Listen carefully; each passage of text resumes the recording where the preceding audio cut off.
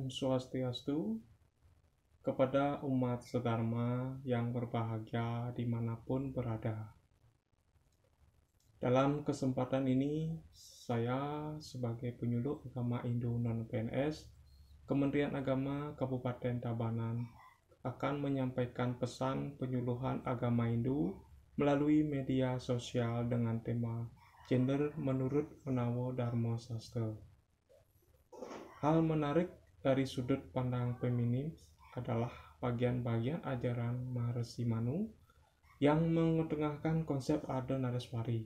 Dinyatakan bahwa dalam rangka penciptaan alam semesta ini, Tuhan Yang Maha Esa membagi dirinya menjadi dua bagian. Bagian sebagai pasangan beroposisi yang disebut dengan Ardha Nareswari. Satu bagian sebagai laki-laki dan satu bagian lagi sebagai perempuan. Dari pertemuannya yang telah menjadi perpasangan ini, lahirlah berbagai jenis makhluk yang juga berpasangan. Tuhan dalam aspeknya yang dualis atau pasangan beroposisi ini dapat dipahami sebagai benih konsep kesetaraan gender dalam Hindu. Karena ia yang tunggal menjadikan dirinya dua, satu bersifat maskulin dan satu lagi bersifat feminin. Aspek feminin tercipta bukan dari sesuatu di luar dirinya. Artinya, secara teologis Hindu tidak ada alasan membenarkan adanya diskriminasi di mana perempuan berkedudukan lebih rendah dari laki-laki. Karena laki-laki dan perempuan bersumber dari satu sumber, yaitu Tuhan. Perbedaan yang menjadi hanyalah dalam hal peranan dan kerjanya. Satu semesta yang dalam terminologi Hindu disebut Purusha dan Prakriti. Asas roh dan asas materi, personifikasi dari dua aspek Tuhan tersebut dalam mitologi Hindu digambarkan sebagai dewa dan dewi, raja dan ratu, dewa di sebelah kanan dan dewi di sebelah kiri. Posisi berdampingan secara sejajar tersebut dengan demikian menyimpulkan kesetaraan. Atas dasar konsep kesetaraan gender tersebut, Menawa Dharma Sastra dengan tegas memuliakan posisi perempuan sebagai berikut. Pidribir Brabis Caitah Pidibir Dewa Resata Puja Busayita Wiyaca Bahu Kaliani Pisupih Menawa Dharma Sastra bab 3 sloka 55 artinya perempuan harus dihormati dan disayangi oleh ayahnya, kakaknya, suaminya, dan iparnya yang menghendaki kesejahteraan sendiri. Yatra Naryastu Pujante Ramani Tatra Dewata Yatra Tiastu Nu Pujante Sarwasata Krayah Menawa Dharma Sastra bab 3 sloka 56 artinya di mana perempuan dihormati, di sana para dewa merasa senang. Akan tetapi di mana perempuan tidak dihormati, di sana tidak ada upacara suci apapun berpahala. Sosjanti Jamaya Catro Winasyatu Tatkulam. Nah, Suyanti tu yatraita wadate tadi sarwada. Menawa Dharma Serat. Menawa Dharma Sastra bab 3 sloka 57 artinya rumah tangga di mana perempuan hidup sedih, keluarga itu akan cepat mengalami kehancuran. Sebaliknya, di mana perempuan tidak hidup menderita, keluarga itu akan selalu hidup berbahagia. Sloka-sloka tersebut memposisikan perempuan dalam kedudukannya yang mulia. Kata pujante yang berarti harus dihormati memiliki arti wajib hukumnya bagi orang tuanya, saudara-saudaranya, suaminya, dan anaknya untuk melindungi perempuan. Kedudukan perempuan kembali dikukuhkan dengan nilai teologis oleh Maharishi Manu bahwa bagi seorang putra, ayah, ibu perempuan, dan gurunya adalah tiga serangkai orang mulia yang patut dihormati Karena tiga serangkai ini adalah simul Brahma, Tuhan yang nirguna atau yang bebas nilai dipersonifikasikan sebagai sang yang penguasa alam atas Prajapati. Tuhan yang saguna atau yang aktif adalah personifikasi dari asas maskulin sebagai penguasa alam tengah. Sementara Pertiwi adalah personifikasi dari asas feminin, Tuhan sebagai sang penguasa bumi. Juga sebagai simbol tiga api suci, api Hawanaya, api Pihapatya, dan api Daksina. Artinya, dengan menghormati guru, seseorang putra atau siswa mencapai alam Brahma atau alam Tuhan.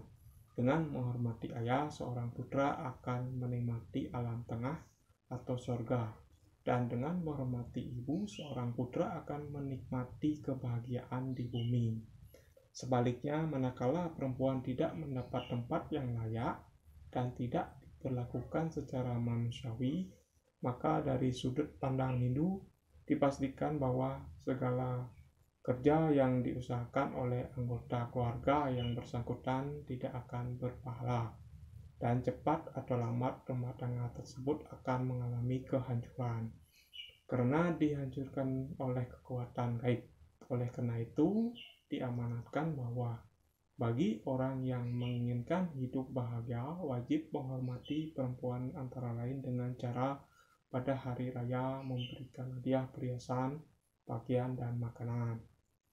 Dinyatakan pula bahwa di mana perempuan selalu tampil dengan wajah berseri, maka seluruh keluarga itu akan kelihatan bercahaya. Demikian sebaliknya.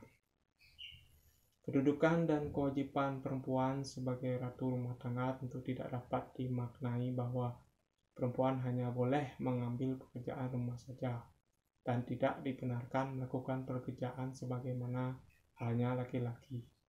Maharishi Manu menegaskan bahwa Raja Karmasyu Yuktanam Srinam Prasya Ca Prayanam Kalpayat Pritim Stanam Karma Nurupadah Manawa Dharma Sastra bab 7 sloka 125.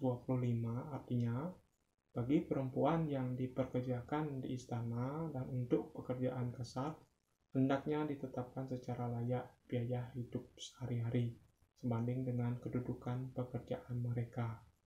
Sloka tersebut secara jelas menyatakan bahwa ada pekerjaan perempuan. Pekerjaan itu dilakukan di luar rumah tangganya. Dalam pasal ini, di istana, pekerjaan yang dikerjakan ada yang bersifat halus dan ada pula yang bersifat kasar. Dan upah yang diterima harus disesuaikan.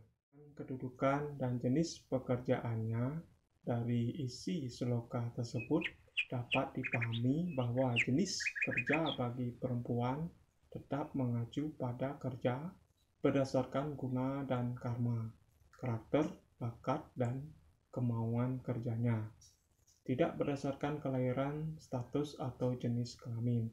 Hal ini barangkali dapat dibandingkan dengan sistem perkawinan yang bersifat khusus, di mana perempuan diposisikan berstatus sebagai purusa atau laki-laki, sementara laki-laki pasangannya berposisi sebagai perdana atau perempuan. Artinya, apabila perempuan melakukan pekerjaan untuk mendapat penghasilan keluarga, maka itu dapat dimaknai bahwa perempuan atau ibu mengambil peran sebagai purusa, laki-laki atau suami. Demikian sebaliknya, apabila laki-laki atau suami melakukan pekerjaan sebagai yang digariskan untuk perempuan, yaitu mengurus rumah tangga, sementara istrinya bekerja di luar rumah tangga, maka laki tersebut dapat disebut status sebagai perdana atau ibu. Secara teologis Hindu, hal tersebut dibenarkan karena pengertian dasar purusa dan perdana mengacu pada roh dan badan. Paralel dengan pengertian tersebut secara lebih mendasar, dapat pula dimaknai bahwa secara hakikat manusia, laki atau perempuan, dalam dirinya ada aspek maskulin, yaitu roh, dan pada aspek feminin, yaitu badannya sendiri. Dari mana hakikat tersebut dapat pula dipahami bahwa konsep kerja dan pembagian kerja Hindu tidak didasarkan pada jenis kelamin, tetapi pada karakter dan bakat kerjanya. Kerja apapun jenisnya, menurut Caturwarna, Brahmana, Ksatria, Waisya, dan Sudra wajib dilaksanakan menurut kewajiban yang ditentukan atau swadharma berdasarkan pengetahuan yang benar atau jidana. Hanya dengan demikian tujuan kerja dari catur purusa artha, dharma, artha, kama, dan moksa dapat tercapai. Kepada umat sedharma yang berbahagia dimanapun berada, sekian yang dapat saya sampaikan. Akhir kata, semoga penyuluhan ini dapat bermanfaat dan memberikan pencerahan kepada kita semua. Om Santi Santi Santi Om.